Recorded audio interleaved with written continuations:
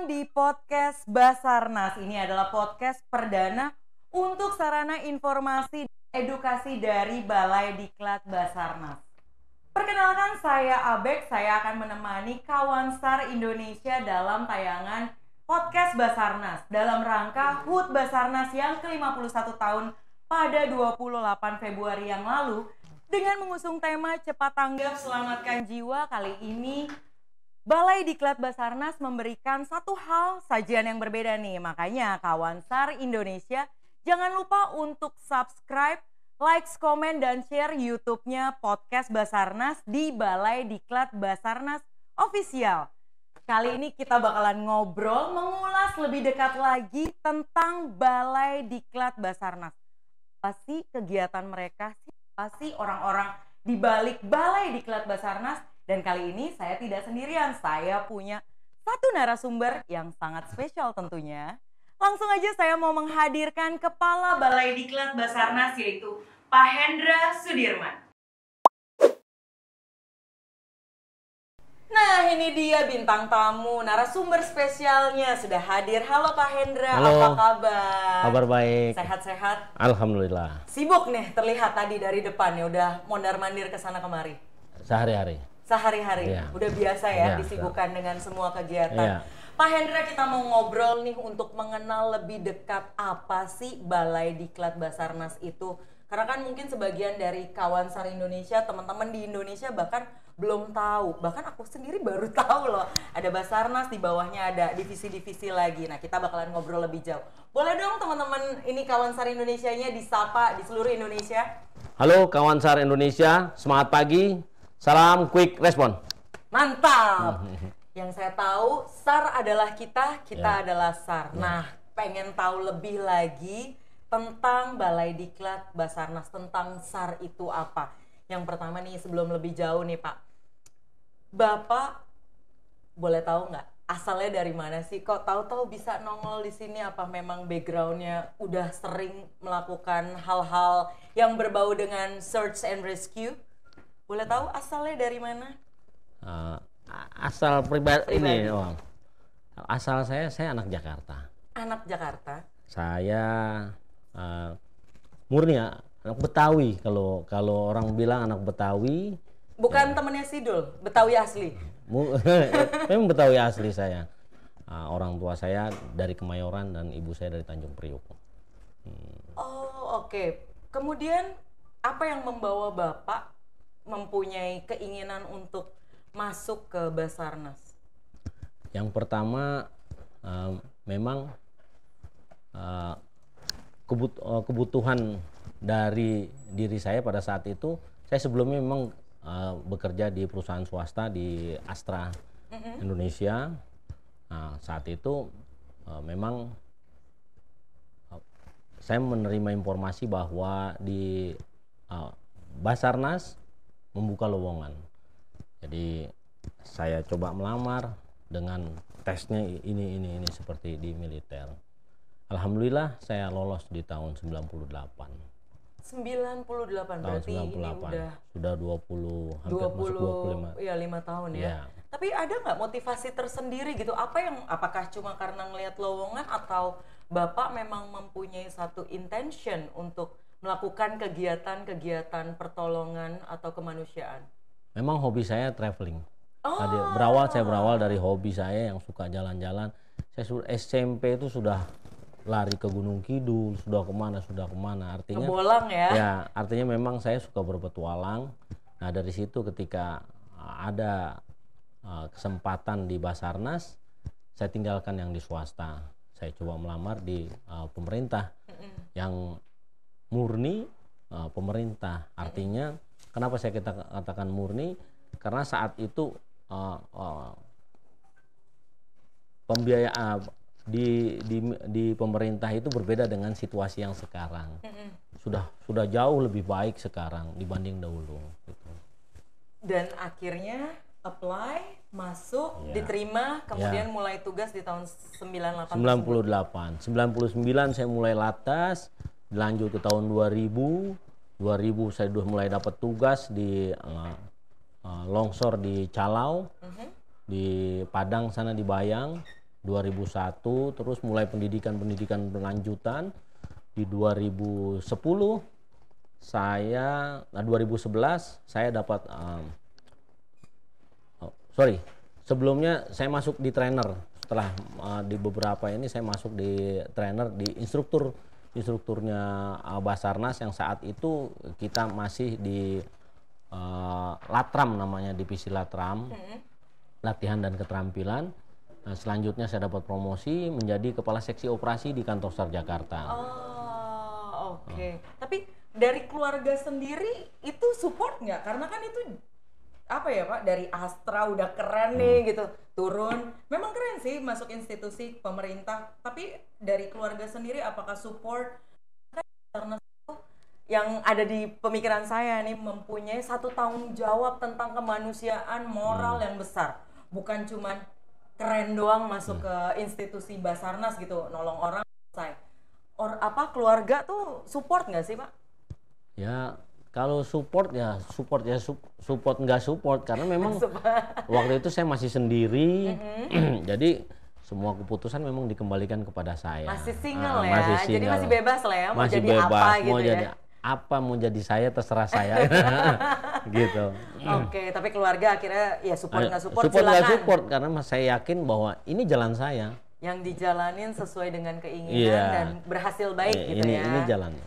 Oke, nah boleh nggak sedikit diceritain dari 98? Tadi kan udah sedikit disinggung ya. Dari 98 kemudian perjalanan karir Bapak sampai saat ini menjadi Kepala Balai Diklat itu seperti apa? Di 2011 saya masuk kepala seksi operasi kantor SAR Jakarta. Oke. Di 2013 saya promosi menjadi kepala kantor SAR di Kalimantan Timur, dan waktu itu di Balikpapan, tepatnya kantor SAR Balikpapan yang wilayah kerjanya itu sampai ke Kaltara, ke Nunukan. Oh, berarti pindah ke sana? Kaltim dan Kaltara, enggak wilayah kerjanya. Wilayah kerjanya. Saya pindah ke sana. Oke. Saya pindah ke sana, mutasi kan, promosi ke sana. Di sana saya setahun 4 bulan. Oke. Setahun 4 bulan, kembali menjadi kepala seksi operasi di kelas A.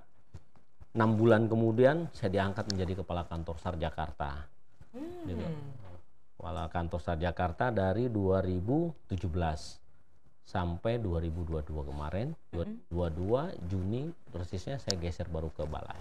Baru ke Balai. Sebelumnya berarti Jakarta. Kantor SAR Jakarta.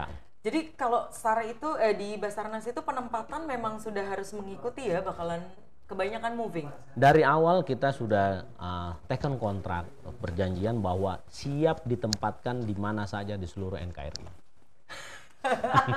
Oke, saya kayaknya mau omongan saya yang tadi gitu, kalau ditempatkan di mana aja. Tadinya saya pengen ngelamar Pak, ikut. Kalau mau ngelamar banyak yang mau dilamar juga. Oke. Nah, menurut Bapak nih, ini personal, SAR itu apa sih menurut Bapak pribadi? SAR menurut saya pribadi adalah ibadah. Ibadah. Oh, ini dalam banget ya kawan SAR Indonesia. SAR itu adalah ibadah. Kenapa kaki kita dikasih dua? Di kaki kita dikasih dua berpijak, yang satu buat di dunia, yang satu buat di akhirat. Jadi kalau kita bercerita tentang SAR, ya di situ ada tangis, ada tawa, ada sedih, ada haru biru, semuanya tumpah. Di situ juga ada khususnya bagi keluarga kami adalah penghidupan kami, gitu. Jadi semuanya ibadah. Oke, jadi SAR itu ibadah udah kalau menyentuh menurut saya. Personal udah jadi bagian dari hidup Bapak. Iya. Bapak happy nggak? Kalau cerita happy, kelihatannya saya happy apa enggak? Happy. Saya di Balai Diklat ini sesuai bahwa saya di Balai Diklat saya dikasih tugas dan tanggung jawab sebagai kepala balai. Saya orang terhappy di balai ini. Ketika saya jadi kepala kantor SAR Jakarta, saya orang terhappy di kantor SAR Jakarta. Yes, karena Bapak ngejalaninnya dengan hati di kantor SAR Balikpapan, saya orang terbahagia, yang paling bahagia di kantor itu. Kenapa?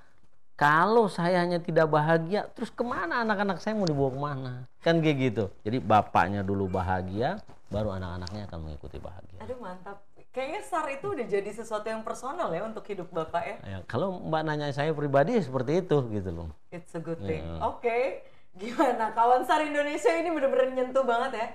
Karena pekerjaan itu kalau kita jalanin dengan senang hati, bener-bener udah masuk ke dalam diri kita nganggapnya itu udah ibadah, udah bagian dari cerita sehari-hari kita aja ya. Ngomong-ngomong soal cerita, pengalaman terseru.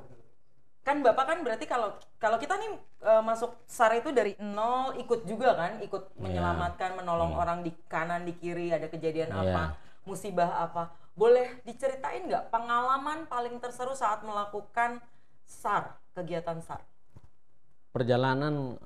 Di perjalanan karir saya, hampir semua operasi besar saya temui. Berarti kayak di Salak waktu dulu itu masuk operasi besar ya? Operasi besar. Cuma waktu itu saya kepala seksi operasi waktu Sukhoi. Oke, Sukhoi ya betul. Kita pentahelik lah di situ, bekerja sama seluruhnya dari TNI, Polri, Basarnas sendiri, sampai ke pengusaha, masyarakat yang terlibat di situ. Sampai di Kalimantan juga demikian. Ada beberapa operasi besar yang saya lakukan, termasuk bangunan runtuh yang di Samarinda. Jadi ada 5 lantai bangunan runtuh yang baru dibangun, ada 72 buruhnya yang kerja. Malam itu terakhir pengecoran, pagi dia sudah roboh. Aduh. Jadi paginya kita evakuasi, 12 yang tertimbun, 7 selamat, 5 meninggal dunia. Nah, itu salah satu di Yusar ya, di Urban SAR yang pernah saya lakukan di waktu saya bertugas di Kalimantan Timur. Untuk transportasi udara, Mbak dengar yang Lion Air jatuh di Tanjung Kerawang, terus Sriwijaya yang di Kepulauan Seribu, kebetulan memang saya. Terus kapal Jahro yang terbakar, yang menuju Pulau Putri, itu pada saat saya menjabat di sana, termasuk banjir Jakarta terbesar. Yang paling nggak bisa dilupain, yang paling seru deh, Bapak kalau ngingetnya sekarang, dulu mungkin kayak capek, tapi kalau sekarang kalau nginget itu kayak ketawa gitu. Kalau saya berangkat semuanya saya nikmatin, semuanya seru buat saya, karena semuanya hal yang baru buat saya. Yang memorable? Ya, semuanya termemori. Mbak mau cerita yang mana? Saya semua termemori. Siapa saja yang bekerja saat itu, siapa saja yang pernah kena masalah di situ. Saya masih ingat semuanya karena memang saya terlibat langsung. Jadi yang pasti yang saya ingat ketika kita menyelamatkan korban yang masih selamat itu di Parameter Selatan, yang 2 orang tertimbun, 1 mobil Brio tertimbun longsoran pagar temboknya Parameter Selatan di Bandara Soekarno-Hatta. Itu kenapa saya bilang, karena waktu itu BMKG itu kasih warning bahwa banjir Jakarta akan jadi banjir Jakarta itu ada 3 penyebabnya. Yang pertama, hujan di hulu, hujan di lokasi Jakarta sendiri, sama rob. Oh ya, nah, banjir rob. Waktu itu ini 3-tiganya sedang main. Jadi BMKG sudah warning ke kita, karena kita koordinasi juga bagus sama stakeholder yang lain. Jadi rob naik, di hulu hujan besar, sementara di Jakarta mendung besar.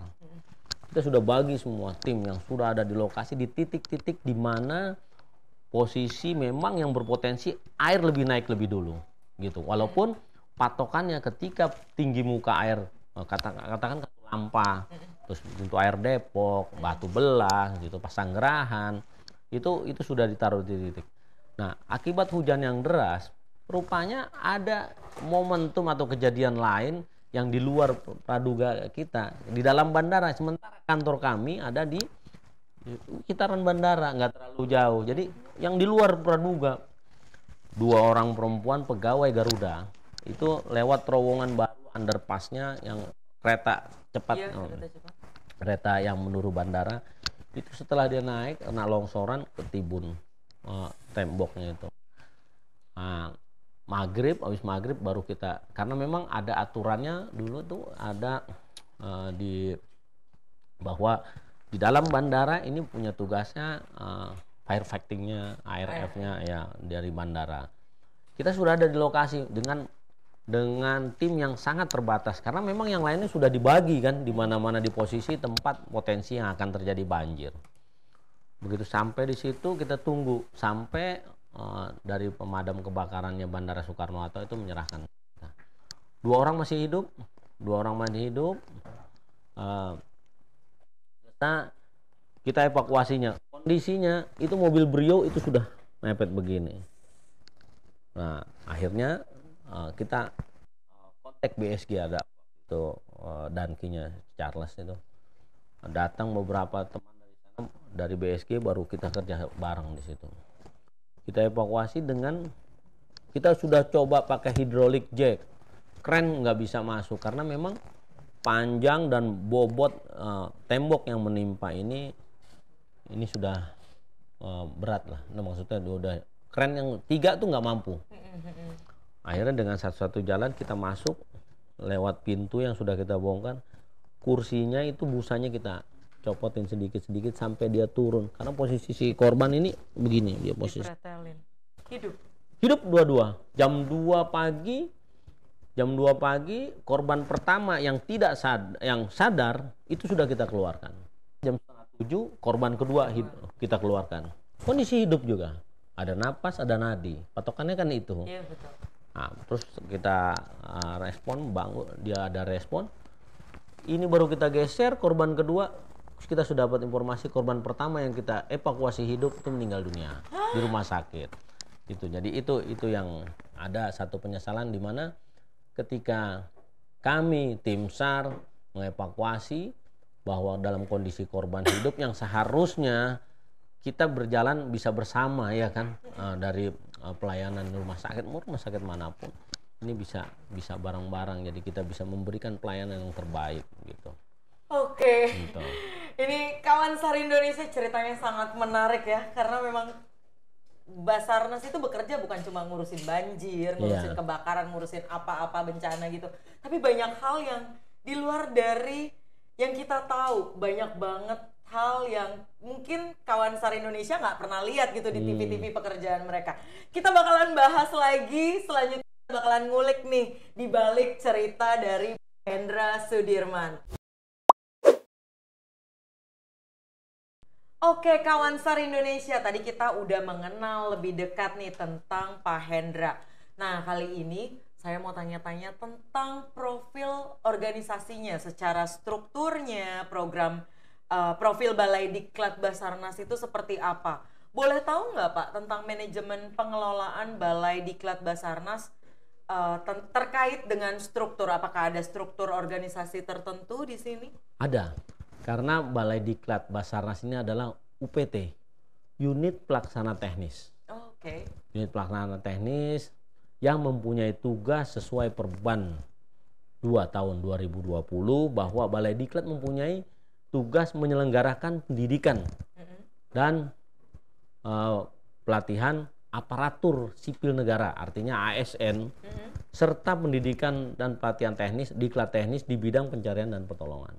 Jadi selain memberikan skill kepada tim SAR atau tim rescue internal Basarnas, juga melakukan diklat aparatur sipil negara. Latsar, Bela Negara gitu Bela ada di sini. Saya pernah ikut tuh Pak. Saya pernah ikut di Rindam Jaya Conda, tapi biasanya bukan SAR. Itu sama yang biasa dikirim di Bela Negara sama Bela Negara.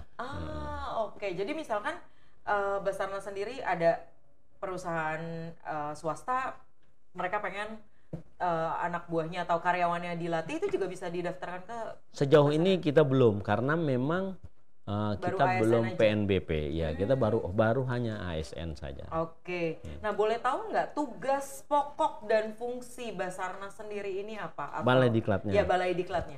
Ya tadi menyelenggarakan diklat ASN aparatur sipil negara maupun diklat teknis. Ada berapa banyak diklat? Oke, saya sempat ngintip tuh di YouTube-nya. Basarnas itu diklatnya banyak banget. Kalau tahun kemarin, walaupun saya separuh jalan di bulan Juni saya masuk di sini, sertijabnya di sini di bulan Juni, itu ada diklat dasar.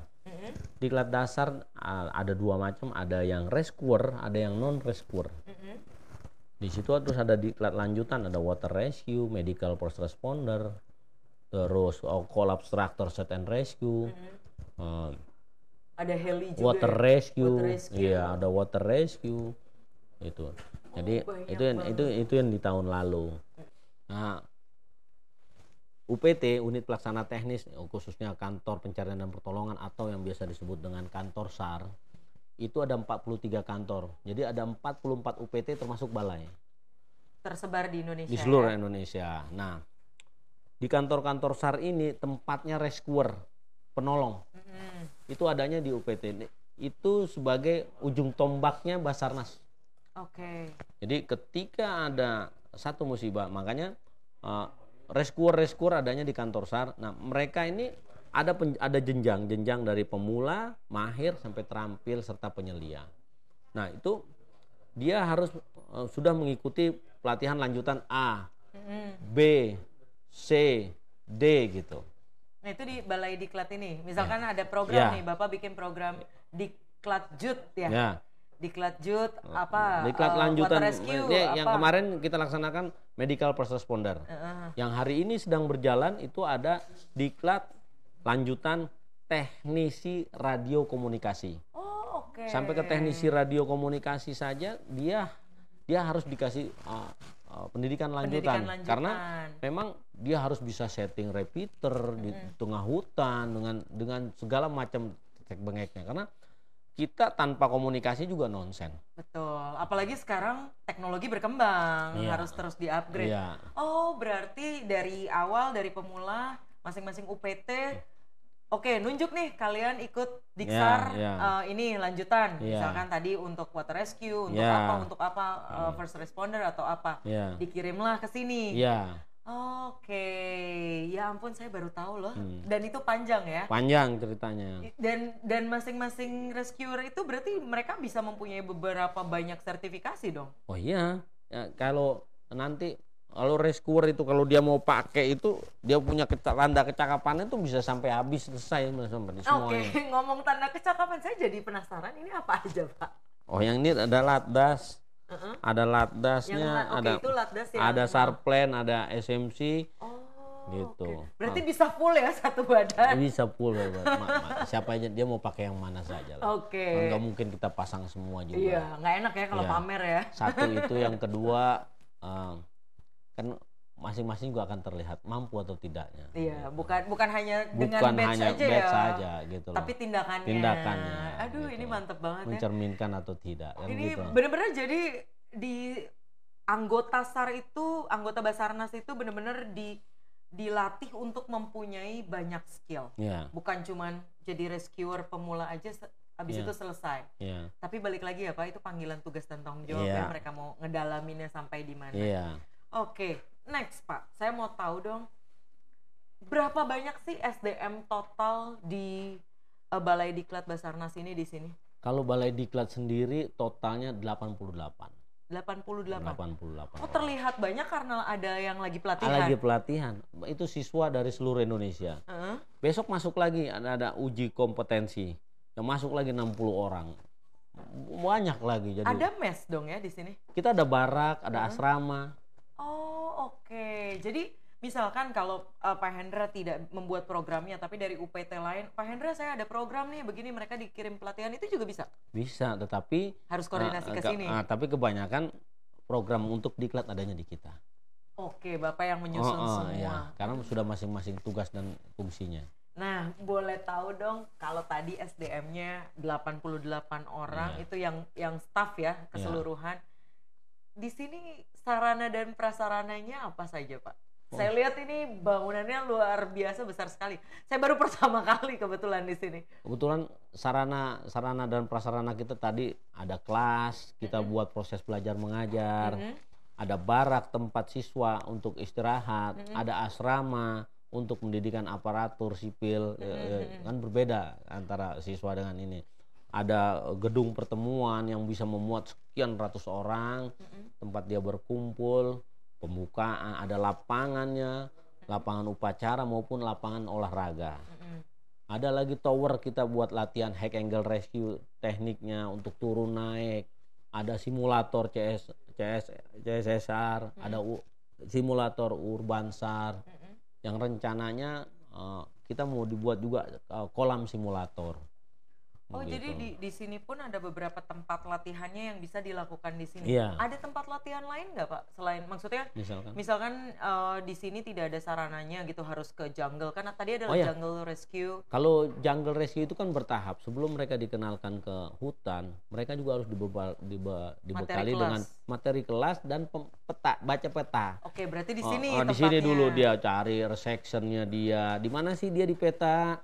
Dia buka lagi, tarik garisnya, terus man to man bagaimana carinya, proses pencariannya dengan di sini dulu dia akan latihan kering. Begitu juga dengan high angle, dia sebelum main ke tebing dia mainkan dulu di tower. Dengan heli juga demikian. Oke, berarti rappelling dari heli segala macam tekniknya pengenalan di sini baru ke lapangan. Cuman di kita minus kolam renang saja. Kolam renang masih dalam proses. Mudah-mudahan tahun ini. Doain. Jadi water rescue-nya bisa di kolam renang. Sudah di kolam renang dulu, baru aplikasinya kalau dia main open water, berarti kita main di laut. Oh gitu. Menarik, ya gitu. ampun saya baru pulang diving jadi kepengen. Enggak. Aduh. Di sini juga banyak master divingnya. Iya.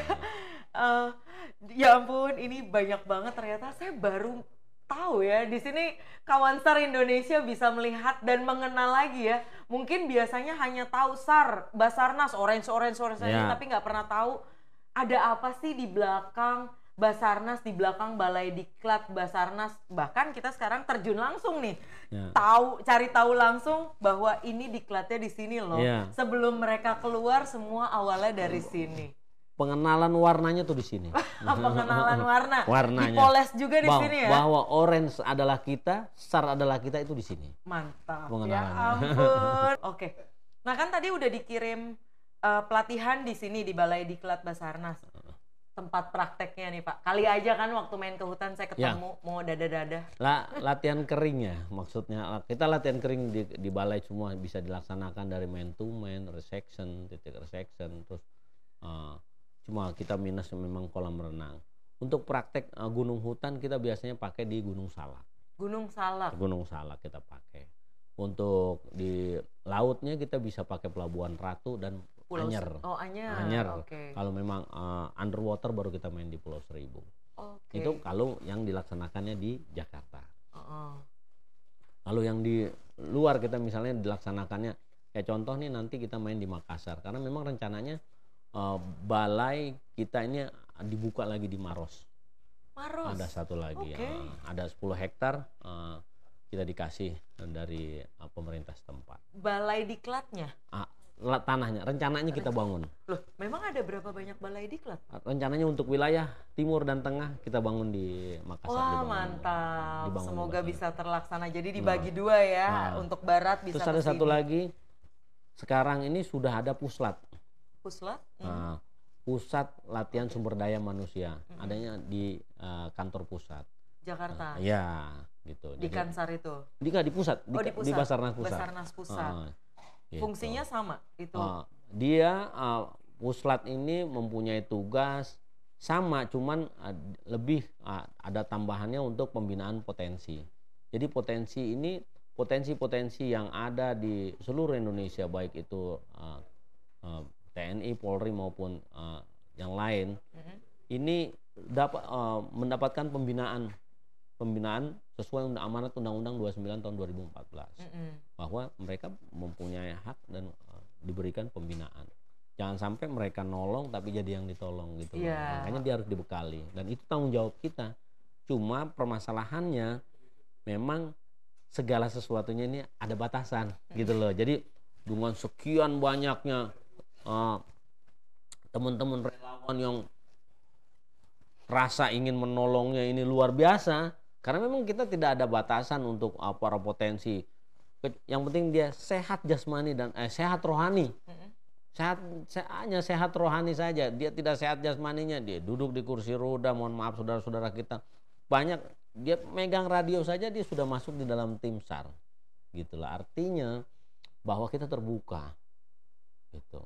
sejauh yang Bapak tahu, iseng aja pertanyaan, berapa total anggota SAR seluruh Indonesia? Basarnas Basarnas 4.700. 4.700 kurang lebih Masih jauh personil. dari api, masih jauh dari panggang, api dari panggang. Kawan SAR Indonesia nggak ada yang mau daftar apa ini? Masih 4.700 dan kita punya banyak provinsi, punya banyak ribuan pulau. Ini kita masih butuh banyak anggota ya Pak ya. Apalagi udah denger cerita dari Pak Hendra, ini sangat menarik loh. Pekerjaannya adalah ibadah. Oke, kita bakalan lanjut ke segmen berikutnya. Dan kita bakalan ngobrol lagi nih Pak, lebih jauh tentang Balai Diklat Basarnas.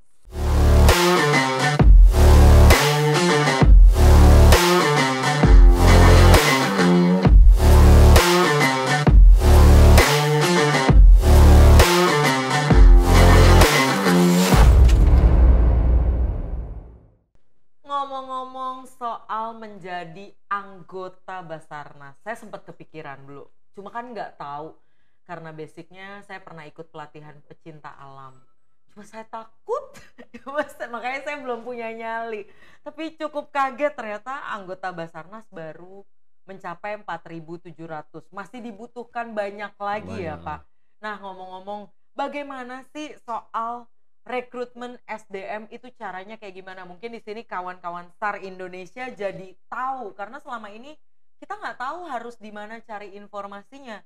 Saya pribadi nggak tahu, teman-teman saya tahu-tahu ikut pelatihan aja gitu, tapi bukan jadi, saya masih nggak paham juga sih antara jadi relawan, ikut pelatihan aja, jadi karyawan, apakah itu ada bedanya? Nah, bagaimana nih? Boleh dijelaskan mulai dari rekrutmen SDM-nya, kemudian tadi pelatihan atau jadi karyawannya seperti apa? Silakan. Untuk penerimaan pegawai di Basarnas khususnya, itu ada mekanismenya. Mekanismenya itu sama dengan mekanisme pegawai negeri sipil.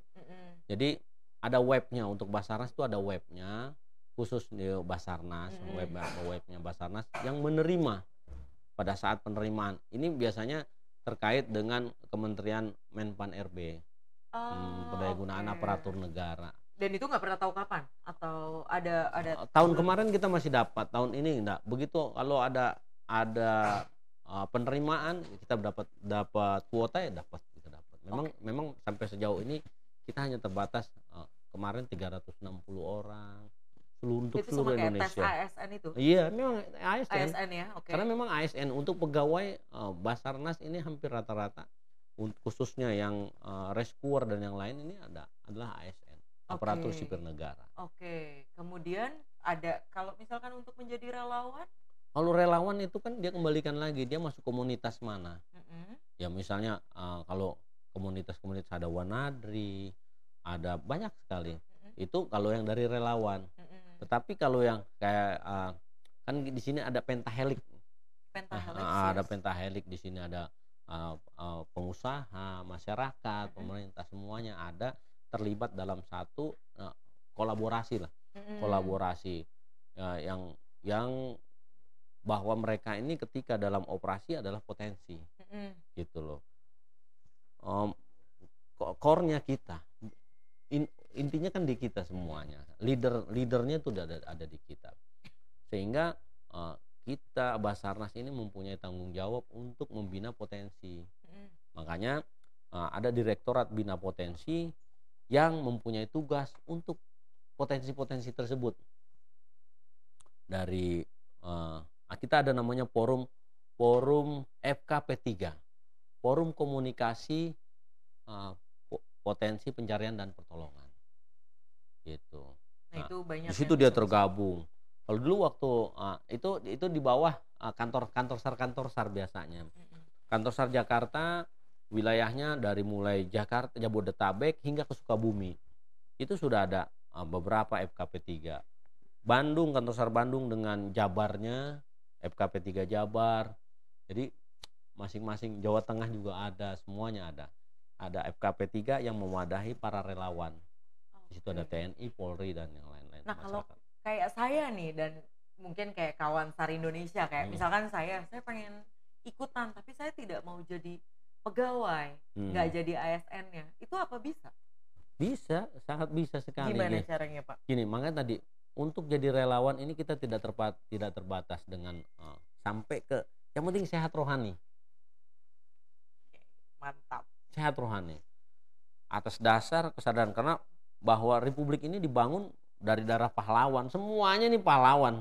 Saya yakin. Dengan bambu kuning kita menang lawan sekutu yang sekian banyak. Dari atas dasar itu semuanya ingin menolong dengan kapasitas yang mereka punya. Nah, inilah jadi hebatnya di republik ini. Jadi semuanya ingin menolong. Cuma di sini kita batasin. Ada hal-hal yang memang menjadi rambu-rambu ketika jangan sampai niatnya baik tapi berakhir dengan tragis. Nah, gitu loh. Misalnya kayak Mbak mau ikut jadi relawan. Mbak katanya suka diving. Mbak diving ada posi, ada pedi, ya toh. Iya, betul. Ada banyak lah gitu satu-satuannya itu. Itu ketika ada proses pencarian, Direktorat Bina Potensi ini mewadahi para potensi yang memiliki skill, kemampuan di bidangnya. Misalkan penyelaman, berarti komunitas penyelam ini dikumpulin. Berapa orang yang siap, berapa orang yang tidak siap. Sesuai standarnya nih, gitu loh. Misalnya di gunung sudah jelas. Kalau semua orang pasti bisa ya, kalau karena ini medianya di darat bukan media ikan seperti yang tadi ada. Tapi itu juga ada skill khusus. Betul. Misalnya dia paham dengan navigasi darat gitu loh. Jadi kemampuan itu yang harus dibekali kepada potensi yang memang keinginannya luar biasa kalau untuk menolong. Nah, tetapi untuk menolong itu kan kita tidak harus kontak body. Betul. Atau bisa terlibat langsung. Kalau Mbak Abek ini punya hobinya masak. Bisa jadi tim logistik. Ya. Yang akhirnya tim semua tuh nggak ikut operasi, makan semua ngeliatin Mbak Abek aja karena Mbak ada di dapur. Bener, jadi semua bisa mengambil bagian tanpa harus pengennya pokoknya itu nyari gitu. Nggak selalu, tapi disupport juga nih dari tim-tim yang lain ya. Itu dia. Cuma permasalahannya seksinya itu di pencarian itu. Iya gitu loh. Itu yang lebih seksi. Benar. Akan tetapi kalau kita kembalikan lagi yang pasti terlihat indah pasti ada bahayanya. Benar. Gitu loh. Makanya kembalikan sama diri kita bahwa makanya ketika didaftarkan kemampuannya apa yang kita tanya itu. Betul. Dari Direktorat Bina Potensi itu mencatat ketika operasi nih ya. Kemampuannya apa ini kita tempatkan di sini. Iya, ngikutin sesuaiin ya. Jangan sampai nih mau ngesar orang malah dia yang disar. Ya, cuma gara-gara mau gegayaan aja gitu, nih, pride-nya. Wah, ini keren nih gitu. Kita mau akomodir hal itu. Mbak, Pak Hendra nih saya punya radio, saya punya kamera ini. Gabung tempatnya di dokumentasi. Beda divisi lagi. Iya. Kalau mau ikut pelatihan, misalkan kayak pelatihan di sini, apakah itu dibuka untuk umum? Kalau internal enggak? Kalau internal khusus kita. Khusus di Basarnas. Kalau umum itu biasanya buat potensi. Itu dilaksanakan di UPT. Nah, itu UPT ini kayak sekarang di Makassar sedang main. Terus di Mamuju, di Palu. Oh, oke. Potensi-potensi di sekitaran itu sedang diberikan kompetensi. Sedang diberikan edukasi, sedang diberikan keterampilan untuk mereka mampu. Bukan cuma sekedar ini sampai ke tingkat mampu. Nah, itu dan ada sertifikatnya. Sertifikat. Nah, itu Kawan SAR Indonesia tentunya bisa gabung dong kalau memang di UPT tersebut sedang membuka pelatihan. Iya. Oke, saya baru paham. Oke. Berarti semua bisa menjadi Kawan SAR Indonesia. Sangat boleh bisa gabung menjadi relawan, tapi disesuaikan dengan porsi dan keterampilannya masing-masing. Jangan tersinggung misalkan di tempat ini, kamu cocoknya di sini, jangan baper. Iya, jangan baper langsung di tempat masak loh. Malah kunci itu menurut saya. Iya. Karena yang mencari belum tentu bisa gerak kalau nggak ada makanan. Iya. Bahaya. Semuanya ini terkait. Tim di lapangan tidak akan hebat tanpa tim dapur yang hebat juga. Betul. Gitu, nggak mungkin tim di sana dia kuat mampunya berapa sih nggak makan berapa lama sih operasi pengerjaannya. Kan kayak gitu. So, hebatnya di lapangan tanpa ada publikasi juga nonsen. Betul. Ada komunikasi, ada Rapi, ada Orari, ada semuanya, tim-tim radio hebat-hebat kalau menurut saya. Iya. Itu hebat-hebat. Makanya kenapa tim SAR kita diakui di dunia? Karena memang di sini dibangun dengan kata dasar dari seluruh unsur kolaboratif. Yes. Kolaborasi antara masyarakat, pemerintah, ini sungguh luar biasa. Betul. Dan semua berkesinambungan, semua Berkesinambungan. bekerja sama, berkolaborasi. Dengan satu tujuan, Betul. dengan satu tujuan, yaitu bagaimana memberikan pelayanan kepada keluarga korban, memberikan kepastian. Jadi kalau satu ketika kayak kemarin gempa Cianjur, terus di tempat-tempat lain sebelumnya, sini kan ada saudara-saudara kita yang kehilangan bapaknya, kehilangan ibunya, kehilangan saudaranya, keluarga yang lainnya. Nah, dengan adanya tim SAR yang terbangun dari Basarnas sendiri dan potensi yang lain dari TNI, Polri, pemerintah daerah dan masyarakat dan komunitas-komunitas masyarakat yang lainnya, ini memberikan kenyamanan, keyakinan bahwa dia ini nggak sendiri gitu loh, sampai buat mencari keluarganya. Makanya sampai tim-tim dari luar negeri pun kemarin kayak di Turki secara eksplisit terbuka bersurat meminta, karena kebetulan memang Basarnas memiliki tim Yusar yang middle diakui dunia yang mengakui. Gitu. Makanya nggak sembarang kita masuk ke sana, harus sertifikasi dari Insarak dulu. Insarak ini satu badan dunia yang menangani tentang musibah di Indonesia. Ngomong-ngomong soal tadi kan udah dibahas tujuan. Apa sih visi misi Basarnas ini? Visi misi Basarnas yang secara jelas, Basarnas khususnya Balai Diklat ya. Balai Diklat. Betul, ya. Balai Diklat. Terwujudnya sumber daya manusia yang profesional yang pertama. Kita disebut profesional, kompeten untuk mendukung tugas dan fungsi Badan SAR Nasional melalui pendidikan dan pelatihan yang berkualitas.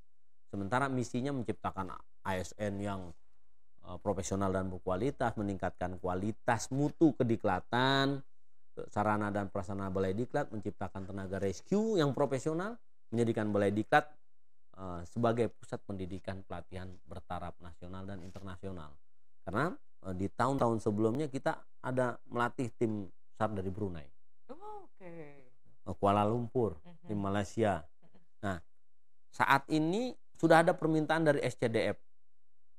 SCDF ini satu tim Singapura, minta dilatih water rescue di Balai Diklat. Berarti akan ke sini ya mereka? Akan ke sini. Gitu. Mantap ini. Boleh tahu nggak Pak, kalau itu kan secara general. Kalau Bapak sendiri punya program kerja nggak, atau Bapak ada planning nih selama menjabat sebagai kepala balai, punya planning tersendiri atau program tersendiri yang Bapak inginkan? Kalau program saya pasti mengikuti dengan visi dan misi yang ada, supaya ini bisa berkesinambungan. Karena saya harus punya rangka acuan, bukan maunya saya. Tapi keseluruhan, keseluruhan. Ya, dari atas jadi nih turun. Karena saya ini hanya sebuah jabatan ya.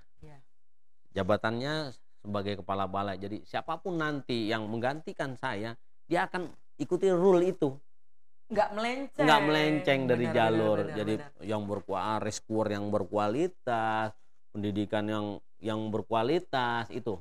Jadi programnya. Bagaimana caranya? Kita bedah buku. Kita kayak model ada berapa hari yang lalu, kira bulan-bulan kemarin saya sudah beli buku khususnya medical first responder dengan di-upgrade terus dengan Brady yang ke-14 sudah. Terus Trans Rescue, buku-buku yang memang bisa buat referensi itu kita bedah di sini. Kita bedah karena ilmu SAR ini terus berkembang, Mbak. Betul. Enggak stuck di situ saja. Mental ini seperti ini saja. Enggak kayak gitu. Alat sudah. Aja juga di-upgrade terus. Kita canggih terus, apalagi arahannya Pak Jokowi, Pak Presiden Republik Indonesia kemarin ketika raker di kantor pusat, bahwa Basarnas harus memiliki alat yang canggih. Yes. Ya. Dengan robot-robot pencarian karena lautnya kita sekian dalamnya, kita sudah harus punya hal-hal yang memang benar-benar canggih gitu loh. Nah, kalau kita tidak mengupdate itu baik dari manusianya sampai alatnya, kita sudah ketinggalan, Mbak. Setuju. Makanya gitu. Memang teknologinya ya berkembang. Jadi, pesan pimpinan pusat kita, Kabasarnas khususnya, bahwa move on, harus cepat bergerak berubah. Jangan berada di zona nyaman. Betul. Bergeser gitu. Makanya quick respon. Hajar gitu. Itu hajar di sini konteksnya bukan negatif. Lakukan, gaspol pokoknya. Ya, semuanya gitu ya. gasnya di pol, mindful semuanya. Karena sesuai cepat tanggap selamatkan jiwa. Itu harus cepat ya. Semuanya. Nggak pakai jangan begini lagi. Kita sudah berdasarkan SOP yang sudah ada. Dari sini kita ke sini, dari sini ke sini, dari sini ke sini, dari sini ke sini, sudah nggak nunggu lagi. Ini mana nih? Ini mana enggak? Yeah. Itu disebut maksudnya quick respon dari pimpinan jargonnya kita. Hajar itu bukan negatif, menghajar bukan, tapi lakukan dengan standar sesuai SOP-nya. Gerak semuanya sudah gerak, ambil posisinya masing-masing seperti yang sudah dilatihkan sesuai dengan tugas dan fungsinya masing-masing. Iya, tapi ini Basarnas sudah, Balai Diklat nih sudah mengikuti tren sekarang, udah mempunyai podcast. Karena memang media informasi itu salah satu yang bisa diakses adalah melalui digital. Tidak dipungkiri bahwa semua orang mengakses berita via digital. Sekarang denger orang semua bukan telepon tapi nonton podcast. Dengerin podcast melalui Spotify atau apa, itu bermanfaat sekali sih. Saya juga baru saya mikir kayak, wah ini nggak boleh ketinggalan zaman dalam ngikutin apalagi peradaban sekarang kan apa kaum milenial, Gen Z. Bahkan sudah ada Gen Strawberry, Pak. Biar makin tahu nih kawan SAR dimanapun kawan SAR berada di Indonesia, itu biar makin tahu siapa sih Basarnas ini, Balai Diklat ini punya apa aja melalui akun-akun sosial medianya. Dan ada akun sosial media Instagram juga nih ya. Ada. Boleh di follow nih, biar dapat berita apa aja terupdate tentang Balai Diklat Basarnas. Instagramnya di @balaidiklatbasarnas. Nah, satu pertanyaan lagi nih sebelum kita tutup. Bapak punya nggak satu tantangan selama menjalani program, selama di sini di Balai Diklat Basarnas ini? Ada nggak satu kendala, aduh ini ribet nih, ngejelimet, susah nih gitu, yang Bapak rasakan selama atau selama menjalani tugas deh 25 tahun? Ya, karena memang kita ini masih terbatas ya. Terbatas orang, terbatas semuanya. Semakin bergulirnya waktu, kita dituntut untuk memberikan hal yang maksimal dengan hal yang terbatas gitu loh. Dengan segala keterbatasan. Dengan segala keterbatasan kita lakukan yang maksimal. Itu saja. Jadi semuanya berawal dari pimpinannya harus bahagia. Itu yang paling bahagia. Baru bisa turun ke bawah. Baru semua bisa turun ke bawah dengan semuanya yang terbatas, kita lakukan yang semaksimal mungkin. Tapi bukannya memang prinsip SAR itu seperti itu ya, Pak? Melakukan hal yang maksimal di kondisi yang semua serba terbatas. Dan berarti kalian sudah terbiasa dong melakukan itu. Makanya secara tidak sadar. Secara tidak sadar memang sudah jadi tugas kita. Orang-orang diungsikan, kita masuk. Iya kan? Orang-orang istirahat di tempat pengungsian, banjir diungsikan semuanya, kita masuk. Malah kita masuk. Nggak ada jam kerjanya yang ada batasan. Ini jam 4 harus pulang, dia harus selesai dulu. Nggak ada, kita harus jalan. Jadi semuanya terbatas. Kita semuanya terbatas, tapi kita harus melakukan maksimal. Jadi belum merasakan ada satu tantangan itu adalah bagaimana menyelesaikan masalah di tengah keterbatasan. Iya, itu tantangannya. Tantangannya adalah menyelesaikan semua permasalahan secara tepat, benar dan aman, sesuai SOP tentunya, dengan hal yang terbatas. Mantap. Itu harus benar-benar ya sesuai dengan jargonnya quick response. Di kala terbatas pokoknya gimana caranya otak ini harus bekerja dengan. Iya, karena memang sekarang alat-alat kita sudah mulai canggih, sudah mulai banyak yang kayak model proses pencarian saja kita sudah ada Aqua Eye, Aqua Eye itu Apa buatan itu Aqua Kanada. Aqua Eye itu salah satu alat untuk pencarian korban di air. Kalau dulu kita mau melakukan pencarian, kita langsung selam saja Iya, kan, selam, cari. cari. Nah, sekarang sudah tidak. Untuk di perairan terbatas, Ada kita titiknya. masuk ada Aqua Eye, pencet sonarnya akan hidup. Dia akan menentukan ada anomali-anomali yang akan tampil di monitor yang Aqua Eye ini. Baru kita Keren ya. masuk shoot, oh bukan. Masuk shoot, tapi kita menyelamnya, mencarinya sudah langsung ke lokasi. Iya, karena kan kita terbatas dengan tabung Iya. dengan tabung yang terbatas, hanya bisa menyelam dengan waktu yang yang dibatasi yang gitu loh singkat. itu. Nggak Jadi mungkin kita keliling. iya. Oh, itu gitu. sangat membantu ya. Iya. Artinya udah mulai ada. Udah banyak alat-alat kita yang Maju canggih-canggih, sudah maju gitu loh. Artinya ya alhamdulillah lah, semuanya bergerak sesuai ininya. Tapi saya senang, artinya teman-teman Basarnas ini memang dilatih bagaimana caranya. Tadi kata-kata itu bagus sekali. Menyelesaikan masalah atau membuat satu solusi di tengah keterbatasan. Iya. Dan bagaimana bisa berpikir dengan cepat, tanggap, sigap sesuai dengan SOP untuk menyelamatkan orang yang jelas. Berat tapi mulia ya Pak ya. Makanya Bapak saya bilang ibadah. Iya, makanya Bapak bilang menjalankan ini harus dengan senang dulu supaya yang bawahnya senang. Iya. Saya setuju. Karena kenapa? Karena seorang pemimpin kalau sudah muram, ke bawahnya bisa bete. Bad mood langsung. Last one but not least. Oke, saya mau tahu nih Pak, Bapak punya pesan dan harapan nggak untuk kawan SAR Indonesia, untuk masyarakat seluruh Indonesia ini? Mungkin ada pesan dan harapan mengenai SAR sendiri? Ada. Silakan. Untuk kawan SAR di seluruh Indonesia, semua punya kesempatan untuk menjadi relawan, tetapi tidak semuanya harus di garda terdepan.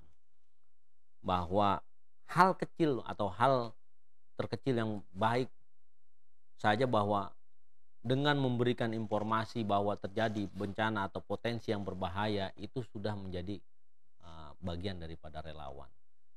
Persiapkan diri dengan situasi cuaca yang tidak menentu ini, yakinkan bahwa kita dan keluarga kita di tempat yang aman. Itu saja.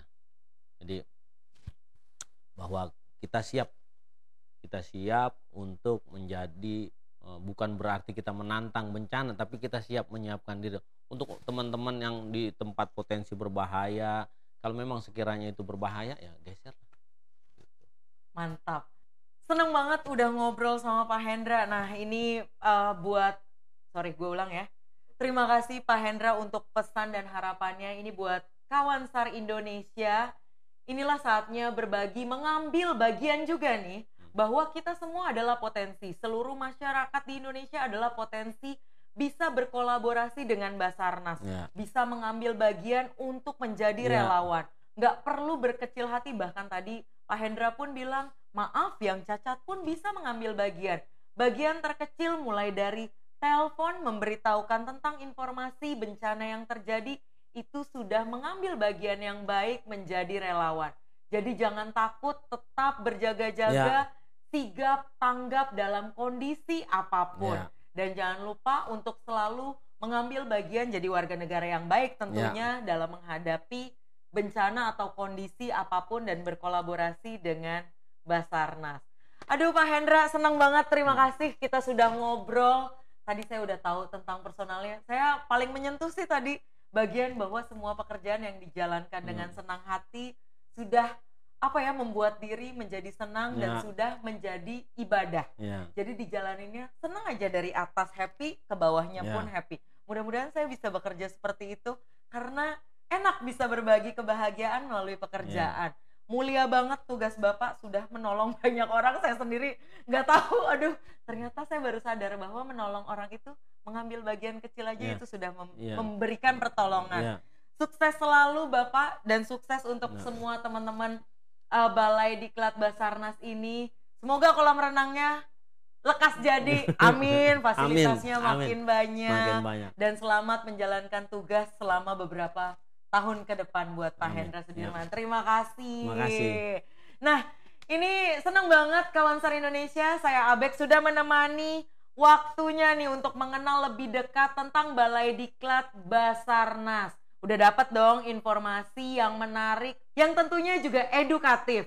Dan jangan lupa untuk follow Instagramnya @Balai Diklat Basarnas dan subscribe juga YouTube-nya Balai Diklat Basarnas Official. Jangan lupa komen, likes, dan share jika dirasa video ini memberikan manfaat. Kalau begitu, saya Abek undur diri dan Pak Hendra undur diri dari podcast Basarnas. Kita akan ketemu di episode berikutnya. Ciao. Nah.